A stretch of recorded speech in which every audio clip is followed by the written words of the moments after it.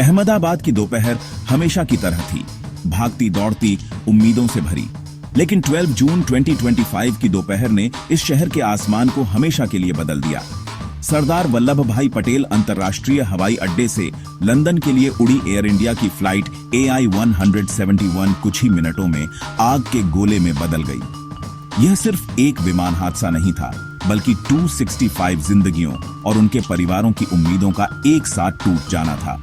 बीजे medical college के hostel पर जब यह बोइंग 787 ड्रीमलाइनर गिरा तो एक जोरदार धमाका हुआ। चारों तरफ धुआं और आग फैल गई। लोग जो कुछ पल पहले अपनी सामान्य जिंदगी जी रहे थे, अचानक एक राष्ट्रीय त्रासदी के गवाह बन गए। इस विमान में पूर्व मुख्यमंत्री विजय रूपाणी समेत 242 यात्री और चालक दल के सदस्य सवार थे। हर किसी की अपनी कहानी थी। कोई परिवार से मिलने जा रहा था, कोई पढ़ाई के लिए, कोई किसी की अस्थियां विसर्जित कर लौटा था। आज 13 जून 2025 को हम सिर्फ आंकड़ों की बात नहीं कर रहे। ये 265 परिवारों के उजड़ने की कहानी है। एकमात्र जीवित बचे यात्री विश्वास कुमार रमेश मलबे से बाहर निकले।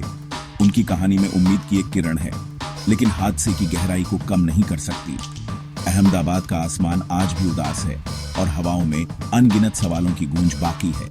यह हादसा पूरे देश को झकझोर गया है।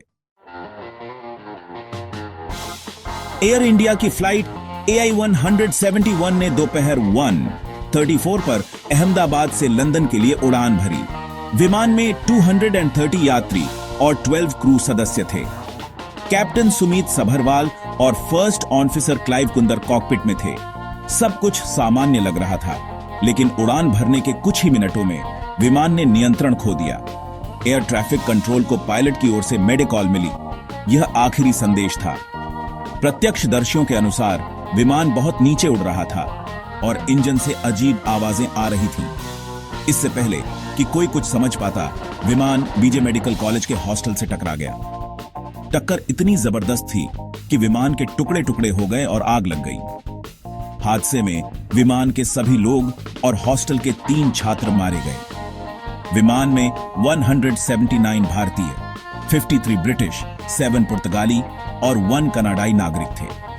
हर किसी का सफर अधूरा रह गया। शुरुआती जांच में टेक ऑफ के दौरान तकनीकी गड़बड़ी की आशंका जताई जा रही है। नागर विमानन महानिदेशालय और जांच टीमें मौके पर हैं। यह हादसा सिर्फ तकनीकी विफलता नहीं, बल्कि मानवीय त्रासदी है। हादसे की खबर मिलते ही प्रशासन और बचाव दल हरकत में आ गए। फायर ब्रिगेड, पुलिस, एम्बुलेंस और राष्ट्रीय आपदा प्रतिक्रिया बल की टीमें तुरंत मौके पर पहुंची। इलाके में धुआं और आग थी, मलबा बिखरा था, लेकिन बचावकर्मी अपनी जान की परवाह किए बिना लोगों को बचाने में जुटे रहे। अहमदाबाद के आम नागरिकों ने भी मदद में कोई कसर नहीं छोड़ी। धमाके की आवाज सुनते ही लोग दौड़ पड़े। घायलों को मलबे से निकाला, आग बुझाने में हाथ बंटाया। प्रधानमंत्री नरेंद्र मोदी, गृह मंत्री अमित शाह और मुख्यमंत्री भूपेंद्र पटेल ने राहत कार्यों की निगरानी की। कंट्रोल रूम और हेल्पलाइन नंबर जारी किए गए। घायलों को अस्पताल पहुंचाया गया। रक्तदान की अपील हुई और शहर के लोगों ने बढ़ चढ़कर हिस्सा लिया। हादसे में एक चमत्कार भी हुआ। भूमि चौहान ट्रैफिक में फंसने के कारण फ्लाइट चूक गई और उनकी जान बच गई। मलबे से सही सलामत मिली। भगवत गीता की प्रति ने भी उम्मीद की किरण दिखाई। सबसे बड़ा सवाल, आधुनिक बोइंग 787 ड्रीमलाइनर उड़ान भरने के कुछ मिनट बाद कैसे गिर गया? तकनीकी खराबी, मानवीय भूल या रखरखाव में चूक? विमान दुर्घटना जांच ब्यूरो ने जांच शुरू कर दी है। ब्लैक बॉक्स मिल गया है, जिससे हादसे के आखिरी पलों की सच्चाई सामने आ सकती है। शुरुआती विश्लेषण और वायरल वीडियो से पता चलता है कि टेक ऑफ के दौरान कुछ गड़बड़ थी। विमान की गति और ऊंचाई सामान्य से कम थी। पायलट द्वारा दिया गया मेडिकॉल बताता है कि कॉकपिट में सब कुछ ठीक नहीं था। कैप्टन सभरवाल ने आखिरी पलों में विमान को बचाने की कोशिश की। इस हादसे ने बोइंग कंपनी और उसके विमानों की सुरक्षा पर बहस छेड़ दी है। ड्रीमलाइनर मॉडल को लेकर पहले भी चिंताएं जताई गई थीं। डीजीसीए ने एयर इंडिया के सभी ड्रीमलाइनर विमानों की अतिरिक्त जांच के आदेश दिए हैं। जब तक जांच पूरी नहीं होती, सवालों के घेरे में व्यवस्था ही रहेगी।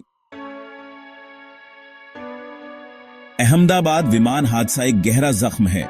लेकिन हर त्रासदी सबक भी देती है। सबसे जरूरी है भविष्य में ऐसी घटनाएं ना हो। हवाई अड्डों की सुरक्षा, विमानों के रखरखाव और पायलटों की ट्रेनिंग की समीक्षा जरूरी है। डीजीसीए द्वारा सभी ड्रीमलाइनर विमानों की जांच एक सही कदम है। पीड़ितों और उनके परिवारों को सहारा देना हमारी जिम्मेदारी है। टाटा समूह ने प्रत्येक मृतक के परिवार को 1 करोड़ रुपए मुआवजा देने का वादा किया है। बीमा कंपनियों ने दावों की प्रक्रिया को आसान बनाया है। सरकार को सुनिश्चित करना होगा कि सहायता समय पर पहुंचे। अफवाहों और गलत सूचनाओं से बचना भी जरूरी है। हमें सिर्फ आधिकारिक जानकारी पर भरोसा करना चाहिए। यह हादसा जीवन की अनिश्चितता का एहसास कराता है, लेकिन साथ ही दिखाता है कि संकट में मानवता कैसे एकजुट होती है। हमें इस त्रासदी से सबक लेकर एक मजबूत और सुरक्षित भविष्य की ओर बढ़ना होगा। यही उन 265 आत्माओं को सच्ची श्रद्धांजलि होगी।